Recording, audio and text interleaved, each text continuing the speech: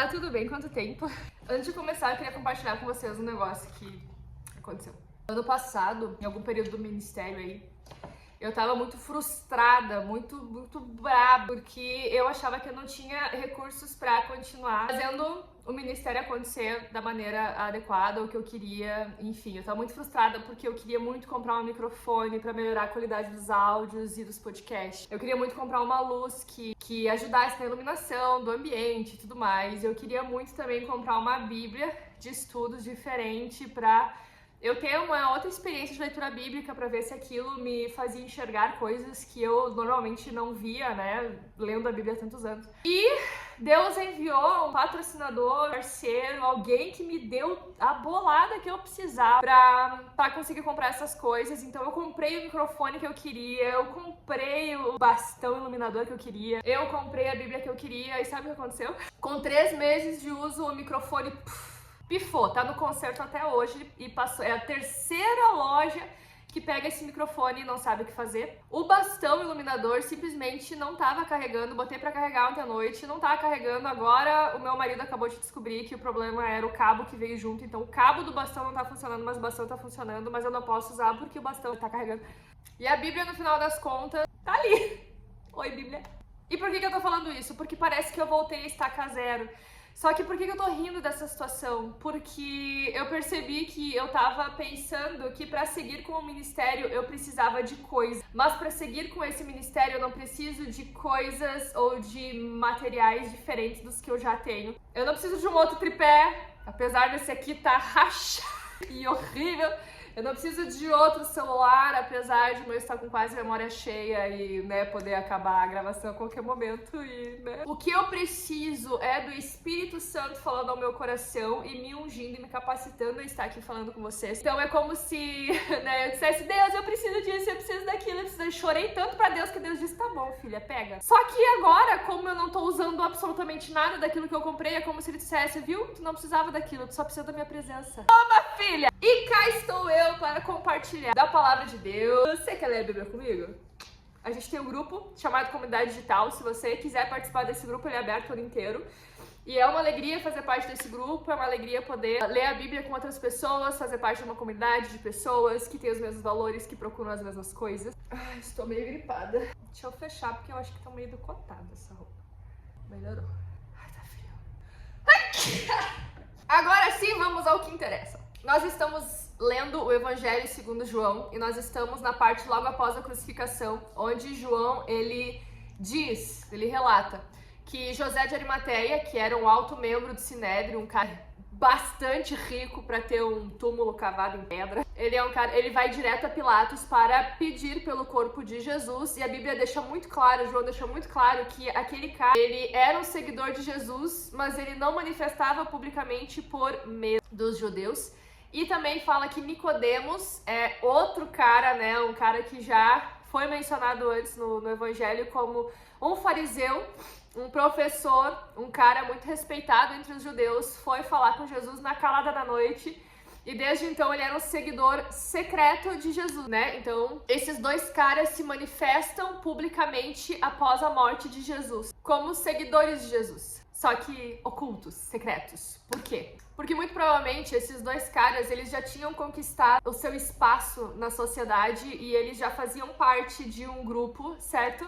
E já tinham consolidado, cara, o seu círculo de amigos, as suas relações, eles já tinham, né, as suas pessoas com afinidades e tinham a sua história. E se eles abrissem mão de tudo aquilo, eles estariam abrindo mão de muita coisa. E eu não sei se você já parou pra pensar nisso, mas se tu é uma pessoa lascada e tu conhece Jesus, tu tem tudo a ganhar, certo? Então é mais fácil abandonar uma vida ruim antes de Jesus com a perspectiva de ter uma vida melhor a partir dali. Só que Jesus não chama só lascados. O convite de Jesus se estende para todas as pessoas, incluindo aquelas pessoas que já têm uma vida mais estável e estão, de certa forma, felizes na sua maneira de viver, mas que não tendo Deus não tem nada de fato. E a questão é que, daí se você é uma pessoa que já tem as coisas mais consolidadas, uma vida razoavelmente boa, feliz e estável, seguir a Jesus não é lucro num primeiro momento, mas a tua vida piora no primeiro momento. Assim como provavelmente a vida de José de Arimateia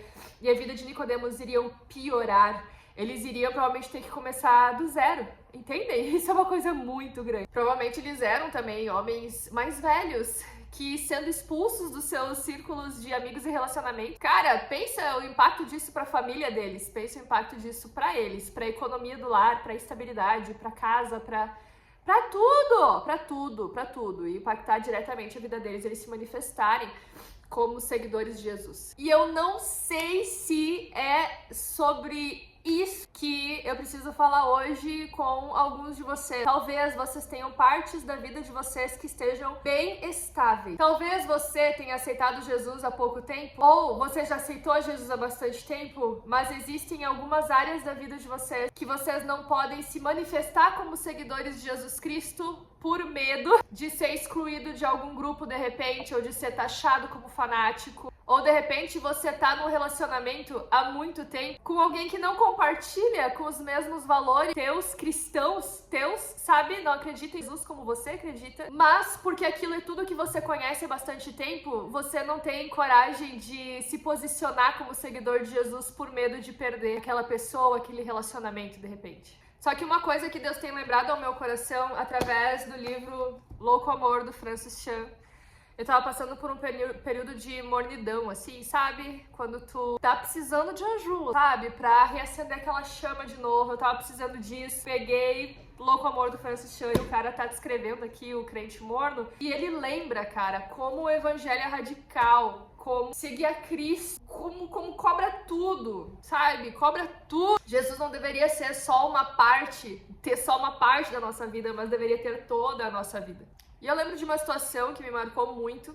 Eu lembro que eu tava numa célula lá na minha igreja e eu compartilhei com a galera que Deus tinha me pedido em especial pra mim, e eu falei pra eles, eu não considero pecado que vocês façam isso, mas pra mim estava sendo um ídolo, estava sendo um pecado o consumo de seriados excessivo, porque eu tava deixando de estar na presença de Deus pra estar no seriado. O seriado tava sendo o meu ídolo, porque eu estava buscando nele prazer, buscando consolo, buscando alegria, buscando as coisas que só se encontram em Deus. Eu tava buscando no seriado, e aí Deus pediu, né, me entrega isso temporariamente, corta isso, né, pela raiz. E eu tava relatando pra eles como foi difícil pra mim abrir mão de seriado, né, e eles começaram a rir de mim, rir na minha cara, bem na minha cara. E eles falaram, nossa, tu é muito radical, tu é muito radical. E eles olharam pra mim como se eu fosse uma coitadinha. Ai, coitadinha, ela não sabe o que é seguir a Cristo, sabe? Porque ela tá sofrendo aí desse jeito. E foi a partir daquele momento que eu percebi que ser um cristão radical não é bem aceito nem entre os cristãos. Não é isso que eu quero dizer, mas é uma verdade. Mas eu tô fugindo do ponto principal. Pera aí, deixa eu voltar. Bom, eu não quero que seja um vídeo longo, então, por mais que eu tenha me perdido, foi mal, tô começando aí de novo os devocionais, então perdoem as minhas loucuras. Mas o que eu quero dizer é que José de Arimateia e Nicodemos, eles estavam vivendo no secreto a sua fé. Só que se tem uma coisa que eu acho que machuca de verdade uma pessoa, mais do que ela perder tudo aquilo que ela tem, ou conhece, ou lhe é familiar, acho que mais doloroso do que isso, só viver fingindo ser uma pessoa que não é, ou vivendo longe da identidade que tu tem em Cristo, sabe? Então, eu não sei se de repente tu tá guardando o segredo da tua fé pra um grupo de amigos, se você tem medo de se posicionar quando tá com a galera. Eu não sei se você, de repente, tá com medo de largar um relacionamento que você sabe que não é pra você, porque essa pessoa não tem a mesma fé que você e não te aproxima de Deus no fim das contas. Eu não sei se o teu medo é da tua família, de repente, se posicionar dentro da tua própria casa, porque tu sabe que a tua família vai te retalhar de certa maneira. A questão é que eu acredito que tanto José de Arimateia quanto Nicodemos, eu acho que quando eles viram Jesus naquela cruz, eles perceberam que era tarde demais. Muito provavelmente eles passaram os 3 últimos anos, né? Tipo, Jesus começou o ministério com 30, finalizou com 33, então provavelmente eles passaram 3 anos, pelo menos Nicodemos, né? Observando Jesus de longe, admirando Jesus de longe, pensando, ai, será que eu sigo esse homem? Será que eu não sigo? Será que eu largo tudo por ele ou não? Eu vou ter o meu tempo pra pensar, e nesse tempo pra pensar, Jesus foi crucificado, cara. Entende? Ele não tinha todo o tempo do mundo pra seguir a Jesus, assim como a gente não tem. Em algum momento, a nossa vida vai acabar, certo? E eu creio que no momento que... E isso é interessante, né? No momento que Jesus Cristo morreu, ou seja, que era tarde demais, pra eles seguirem a Jesus de fato, de verdade, publicamente, aí eles se manifestam publicamente. Pra mim isso é um ato de arrependimento, sabe? É uma maneira de dizer, agora que, tipo, eu não sabe, eu não vou mais esconder quem eu sou, porque eu perdi aquilo que eu tinha de mais precioso, que era Jesus. Então, eu não consigo, sabe, dane-se o que os outros vão pensar, os outros vão saber agora, tipo, vocês entendem que quando eles mais poderiam esconder e ninguém mais ia ficar sabendo, e quando aí que eles manifestaram, porque eu realmente creio que isso foi um sinal visível de arrependimento, porque ali, a partir dali, eles não se importavam mais com que os judeus, quando eles viram Jesus crucificado, cara, eles viram que o tempo deles de seguir Jesus acabou, e que era como se eles tivessem negado Jesus até então. Eles então assumem Jesus Cristo pra todo mundo, né? O Sinédrio ia perguntar, José de Arimateia, por que tu pegou esse cara, né? E ele ia poder dizer, né? Porque eu creio em Jesus. Nicodemos a mesma coisa. Nicodemos, por que tu ungiu, né? Esse pecador imundo? Porque ele não é um pecador imundo, porque ele é o salvador da humanidade, sabe? Então, e eu creio que a partir dali eles passaram a viver conforme a sua fé. Porque não tinha como voltar atrás, depois da manifestação visível de fé em Jesus. E pra mim é uma coisa muito bonita, cara, porque Jesus ressuscitou. Então eu fico imaginando a alegria de José de Arimateia.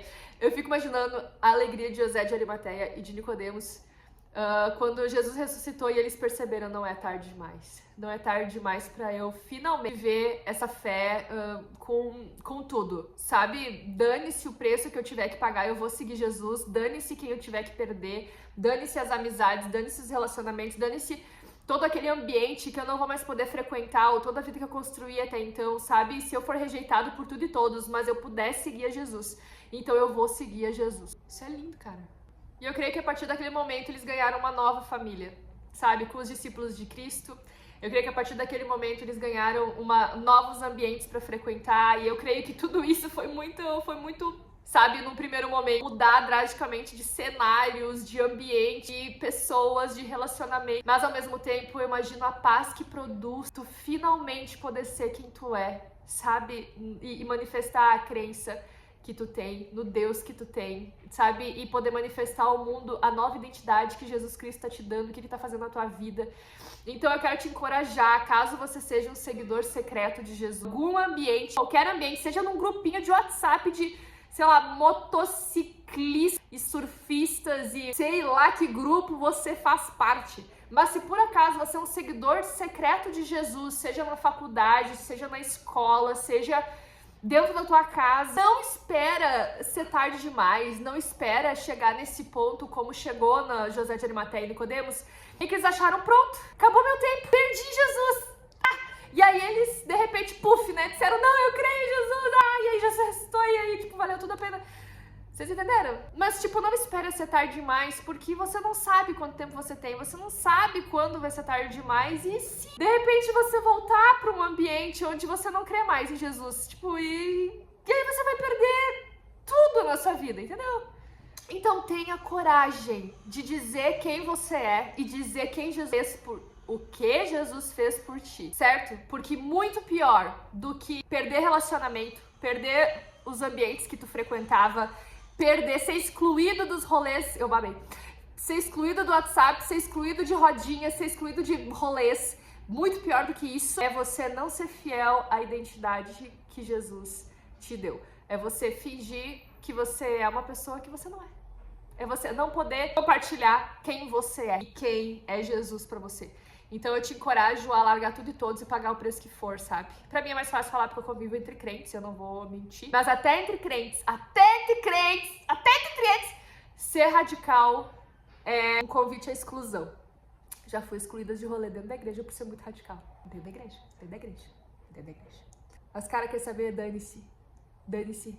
Porque eu não quero que o meu maior arrependimento seja não ser radical. Entende? Louco amor, é isso.